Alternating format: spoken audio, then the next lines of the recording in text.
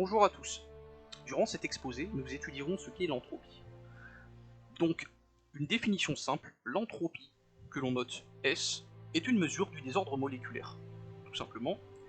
Et ici, elle s'exprime comme étant K multiplié par ln de oméga. K étant ici la constante de Boltzmann, et oméga la probabilité thermodynamique. Oméga peut aussi être défini comme étant le nombre d'arrangements possibles des molécules dans un même système. Prenons l'exemple d'une simple salle de classe, dans laquelle nous aurons par exemple 25 places pour 18 étudiants. La manière de calculer le nombre d'arrangements possibles, donc oméga, est la suivante. Il faut faire n factoriel divisé par p factoriel, facteur de n-p, le tout factoriel. Donc ici, n représente le nombre de places qu'un étudiant peut prendre, aussi dit le nombre de places que la molécule peut prendre dans l'espace du système, et P est tout simplement le nombre d'étudiants, soit le nombre de molécules présentes à l'intérieur du système. Suite à cela, en calculant le logarithme népérien de cette valeur du nombre d'arrangements possibles, puis en le multipliant par la constante de Boltzmann, on finit par retrouver l'entropie. Donc, le désordre, on arrive à quantifier le désordre moléculaire au sein du système. Maintenant, avant de parler d'une transformation réversible, nous allons définir ce qu'est la variation d'entropie, car en effet dans un système ce n'est point l'entropie que l'on calcule, mais la variation d'entropie. La formule que l'on a vue juste avant de l'entropie permet seulement d'étudier l'entropie d'un point de vue statistique, mais d'un point de vue thermodynamique, c'est la variation d'entropie que l'on étudie, aussi bien dans un système que dans le milieu extérieur. Donc cette variation d'entropie là, elle vaut Q divisé par T, la formule générale valant dQ sur T, mais ici dQ peut être assimilé par Q qui est la chaleur, et la chaleur qui vaut elle-même CV multiplié par delta T. Donc ici on obtient donc une formule de la variation d'entropie qui vaut CV multiplié par delta T sur T avec CV la capacité calorifique. Ici CV car nous avons une transformation à pression constante. Donc dans le cas d'une transformation réversible, ici le terme réversible peut évoquer et correspond clairement au fait que on atteint un état d'équilibre. Donc si on atteint un état d'équilibre, logiquement la variation d'entropie totale, elle vaudra 0. C'est à partir de là qu'on peut commencer à faire cette démonstration à partir de la formule de la variation d'entropie. Donc on calcule la variation d'entropie entre deux états, un état 1 et un état 2, avec des températures différentes, et où ici on prendra le cas où la température à l'état final sera supérieure à la température dans l'état initial. Donc ici, comme nous avons une variation de température, par conséquent, on va intégrer la variation d'entropie, et donc on intègre la variation d'entropie entre l'état 1 et l'état 2, donc ici, entre les deux valeurs de température T2 et T1. Donc on peut mettre ici, donc on a CV multiplié par intégrale entre T2 et T1 de dt sur T. Donc on a mis CV, donc la capacité calorifique, en facteur, puisque c'est une constante. Et donc l'intégrale de la dérivée d'une fonction sur elle-même, c'est un logarithme népérien. Du coup on se retrouve avec une formule qui vaut donc la variation d'entropie, donc S2-1 qui vaut CV multiplié par ln de T2 sur T1. Donc dans le cas où on a une variation de température durant une transformation, et c'est cette formule là que l'on va utiliser.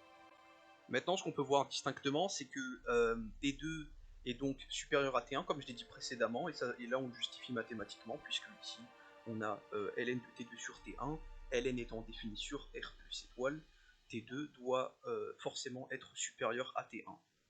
Donc T2 supérieur à T1, du coup on a l'entropie à l'état donc à l'état final qui sera supérieur à l'entropie à l'état 1, donc notre variation d'entropie dans le cas du système, puisque là c'est la variation d'entropie du système qu'on a calculée, elle est positive.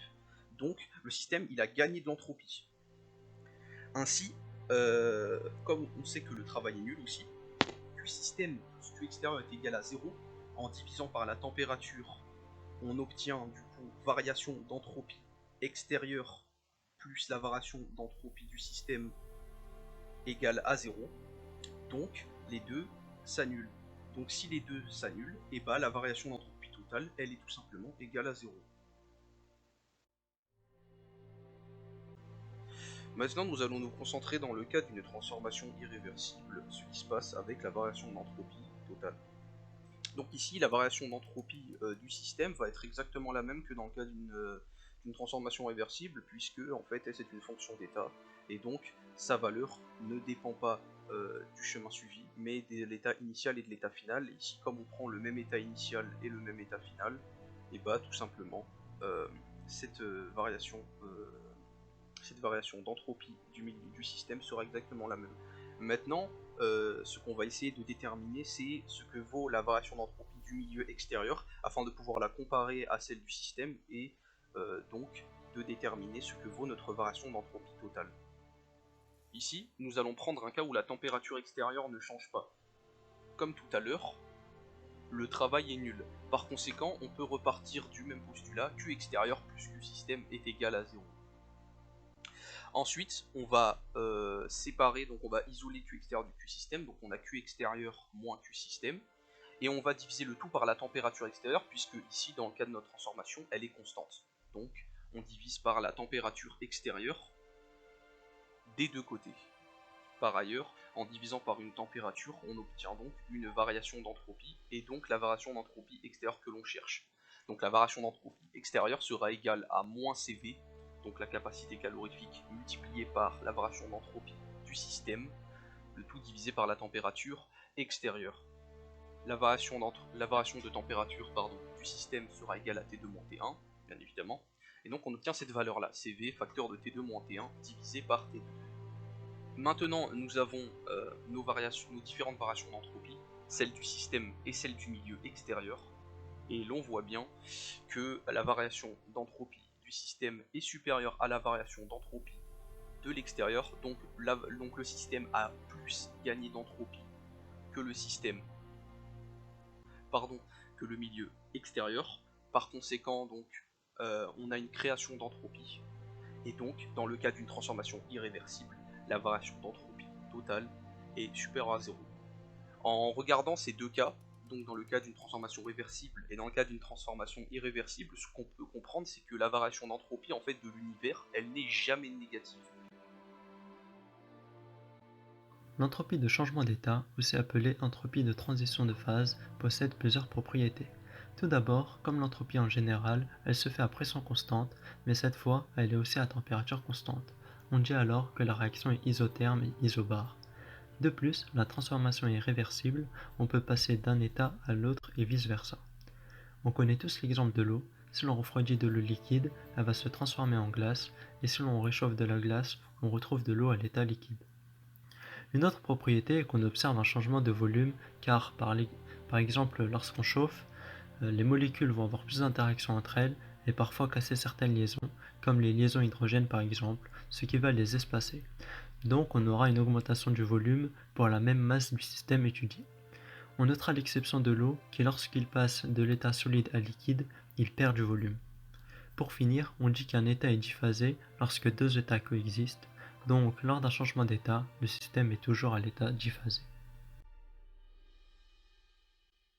Comme vous le savez tous, pour passer de l'état solide à l'état liquide puis à l'état gazeux, il faut chauffer, donc augmenter la température. Et pour passer de l'état gazeux à l'état liquide puis à l'état solide, il faut refroidir, donc diminuer la température. Ce que vous devez savoir en plus, c'est que le changement d'état se produit à température constante pour un corps pur. Par exemple, l'eau bout à 100°C et la température de l'eau en ébullition restera à 100°C tant qu'il y aura de l'eau dans la casserole. Et encore, l'eau gèle à 0°C et la température de l'eau en train de se solidifier restera à 0°C tant qu'il y aura de l'eau liquide dans le bac à glaçons. La courbe ci-dessous représente l'évolution de la température d'un corps pur solide qui est lentement chauffé. Au départ, le solide voit sa température augmenter de plus en plus, c'est l'échauffement du solide. Ensuite, la température de fusion est atteinte, le solide fond progressivement, la température est constante, c'est un palier de température, c'est la température de fusion. Il ne reste alors plus que du liquide, le liquide verra sa température augmenter de plus en plus, c'est l'échauffement du liquide. Lorsque la température d'ébullition est atteinte, le liquide bout, la température est constante, c'est encore un palier de température, c'est la température d'ébullition. Pour finir, il ne reste que du gaz. Le gaz voit sa température augmenter de plus en plus, c'est l'échauffement du gaz. Mais il faut savoir que le chemin peut se faire à l'envers, car la transformation est réversible, donc on peut lire la courbe en partant du haut et redescendre. Donc, si vous avez bien suivi, l'entropie de changement d'état est l'entropie lorsqu'on se situe à un palier de température, c'est-à-dire lorsque la courbe est constante. Maintenant, nous allons faire un peu de maths et retourner à la formule de l'entropie. Ce qui va nous intéresser dans les calculs, c'est le fait que se retrouve à température constante et à pression constante. Donc la formule de base de l'entropie, delta S est égal à C nu ln de T2 sur T1, sera fortement simplifiée. On obtient donc delta S est égal à delta H sur T avec la disparition de T1 et T2, car il n'y a plus deux températures différentes, mais une seule et même température. Pour un changement d'état, on introduit un nouveau terme qui va nous permettre de simplifier encore plus, car on a l'enthalpie delta H qui vaut N la quantité de matière fois L la chaleur latente de réaction. On a alors delta S est égal à N fois L, le tout sur T. On remarque donc, pour l'état fondamental, on a N est égal à 1 mol, donc delta S est égal à L sur T. On va maintenant parler de l'entropie absolue. Donc, pour parler de l'entropie absolue, il faut d'abord citer le troisième principe de la thermodynamique, ou loi de Nernst, qui nous dit que l'entropie d'un système quelconque est nulle à la température du zéro absolu. Donc le zéro absolu, c'est une température théorique de 0 Kelvin, ou moins 273,15 degrés Celsius, et qui correspond à une absence totale de mouvement dans le système. C'est une valeur qui est théorique, parce qu'il y a quelque chose qui s'appelle les inégalités de Heisenberg, et qui nous dit que un corps à son état fondamental va forcément avoir quand même des mouvements résiduels, donc on n'a pas vraiment une absence totale de mouvement. Mais ce principe est surtout vrai pour les cristaux parfaits, et on admet quand même que l'entropie à 0 Kelvin est nulle. Si on reprend l'expression précédente de l'entropie, on a bien delta S égale Q sur T, donc l'entropie va bien dépendre de la température, et pour une température de 0 Kelvin, l'entropie sera nulle. On introduit ensuite l'entropie absolue. Alors l'entropie absolue standard, c'est la différence entre l'entropie à 0 Kelvin et l'entropie à l'état standard, donc à 1 bar et 298 Kelvin. En reprenant les expressions de l'entropie dans les parties précédentes, on va donc avoir delta S égale entropie à la température T moins entropie à 0 Kelvin égale intégrale de 0 à T de delta Q sur T. Or, on sait que l'entropie à 0 Kelvin est nulle. Donc, on va pouvoir écrire au final delta S égale S, et le S à la température T sera égal à intégrale de 0 à T delta Q sur T. Ensuite, on a un petit exemple de calcul de l'entropie absolue de l'eau jusqu'à une température T. Donc on part de 0 Kelvin et on calcule l'entropie jusqu'à 273 Kelvin. Puis on calcule, grâce à l'enthalpie de fusion, on calcule l'entropie liée à la fusion de l'eau. Ensuite, on va calculer l'entropie liée de 273 Kelvin jusqu'à 373. Ensuite, on calcule l'entropie liée à la vaporisation de l'eau. Et enfin, on calcule l'entropie de 273 Kelvin jusqu'à la température T donnée. Enfin, on va parler de l'entropie de réaction. Alors, l'entropie de réaction est définie comme étant la différence d'entropie molaire entre les produits et les réactifs, chacun multiplié par son coefficient stoichiométrique. Alors, l'entropie molaire standard, c'est défini comme étant l'entropie ou le degré de caractère aléatoire d'une mole d'un composé dans des conditions standards. C'est exprimé en joules par mol par Kelvin et c'est noté S0. Petit exemple, je prends la combustion du sucrose. Donc dans l'équation, on a C12H22O11. Donc pour une molécule de sucrose plus 12 molécules de O2, on va avoir 12 molécules de CO2 et 11 molécules d'H2O. Sachant qu'on connaît déjà les valeurs des entropies molaires de chacun des réactifs et des produits, on peut facilement écrire que l'entropie de réaction de la combustion du sucrose pour une molécule de sucrose est égale à 12 fois l'entropie molaire de CO2 plus 11 fois l'entropie molaire de l'eau, moins 1 fois l'entropie molaire du sucrose plus 12 fois l'entropie molaire de O2.